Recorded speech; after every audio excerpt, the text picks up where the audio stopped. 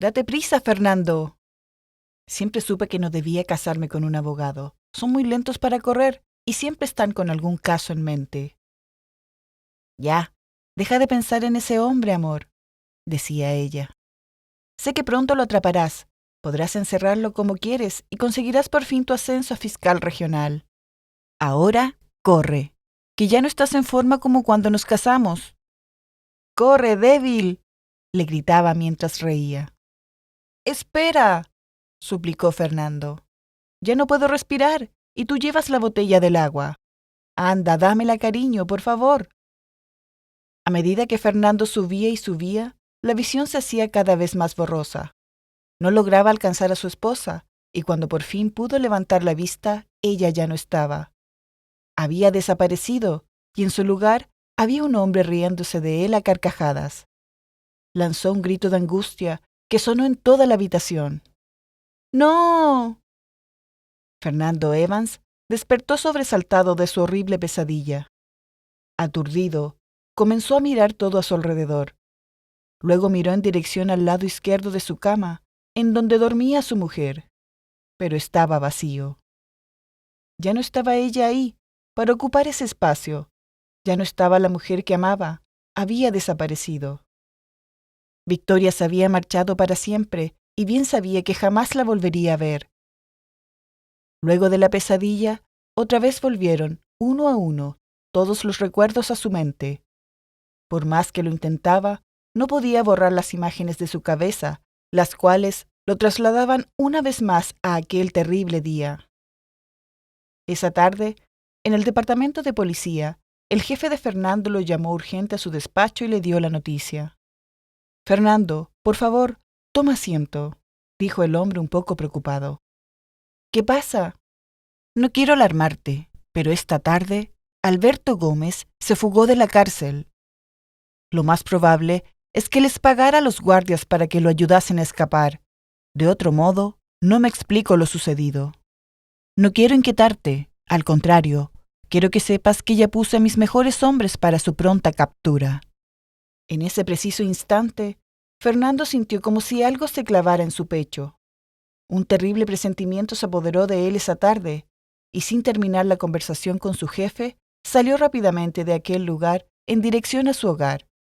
Tras él, sentía las voces de sus compañeros, que lo llamaban y le gritaban que se calmara, que se detuviera, pero ignorando todo, desesperado y descontrolado, siguió su camino hacia la salida de la brigada. Nada ni nadie habrían podido detenerlo aquella tarde. Subió a su coche y lo condujo a gran velocidad. En menos de 20 minutos llegó a su edificio. Se bajó sin siquiera estacionar y apenas pudo cerrar la puerta al bajar. Subió corriendo por las escaleras, ya que el ascensor demoraba y no tenía tiempo que perder. A medida que subía, la angustia se apoderaba de él. Algo le decía que debía llegar arriba cuanto antes. Cada escalón se le hacía más largo e interminable que el anterior. Era como si estuviese viviendo una pesadilla de la cual no podía despertar.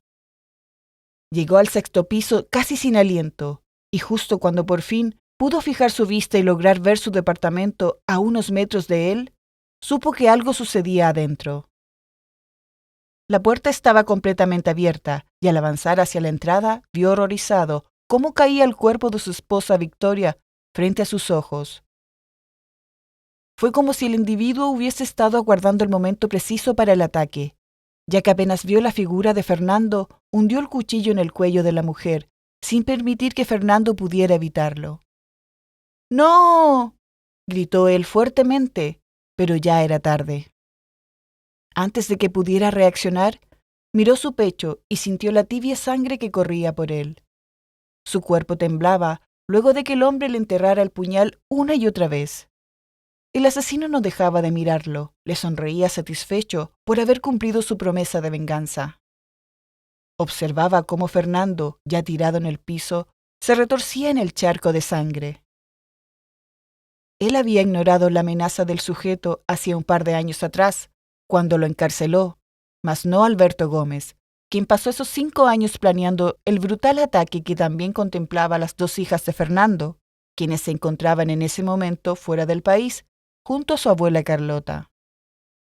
2 semanas después, Fernando despertó del coma. En ese momento quiso morir al enterarse de que su esposa no sobrevivió al ataque y que además ya había sido sepultada. Únicamente sus 2 pequeñas hijas pudieron darle fuerzas y esperanzas para levantarse nuevamente y seguir viviendo.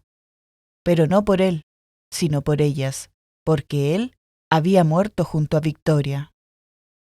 Esta vez fue Fernando quien en silencio prometió venganza, ya que jamás podría borrar lo que llevaba grabado con sangre en su memoria. Observar cómo asesinaban a su mujer sin poder intervenir para salvarla de tal brutal agresión. La culpabilidad no lo dejaba vivir. Le había prometido a Victoria que nada jamás la lastimaría y ahora lloraba inconsolablemente al recordar que no pudo cumplir esa promesa. Por tal motivo, se juró a sí mismo y a Victoria que nuevamente encontraría a aquel hombre, pero no para encerrarlo en la cárcel como lo hizo antes, sino para matarlo con sus propias manos, aunque eso le costara su propia vida. Alberto Gómez era un conocido traficante y líder de una poderosa organización. Cuando Fernando pudo capturarlo y ponerlo tras las rejas, Alberto pidió hablar con él y le ofreció una gran cantidad de dinero si lo ayudaba a escapar. Le contestó que jamás dejaría libre a un delincuente como él, y mucho menos se vendería. Tras esa breve pero crucial conversación, Fernando se dirigió a la salida, mientras Alberto Gómez le gritaba: «¡Que no se le olvide este día, abogado! Hoy puede celebrar que me tiene, pero le juro que mañana estará llorando, porque me vengaré de usted y de toda su familia». Fernando no se dejaba intimidar por ese tipo de amenazas. Estaba acostumbrado a recibirlas de los delincuentes que encarcelaba a diario, por lo que no prestó ninguna atención a lo dicho por aquel sujeto, lo ignoró y salió del lugar tranquilamente. Aquel día, todos sus compañeros lo felicitaron, ya que Gómez era un peligroso narcotraficante al que desde hacía varios años trataban de capturar para procesarlo en un juicio y hacerlo pagar por todos sus crímenes. El delincuente estaba acostumbrado a comprar a todos a su paso, y hasta esa ocasión nadie lo había rechazado, salvo Fernando, quien no imaginó las terribles consecuencias.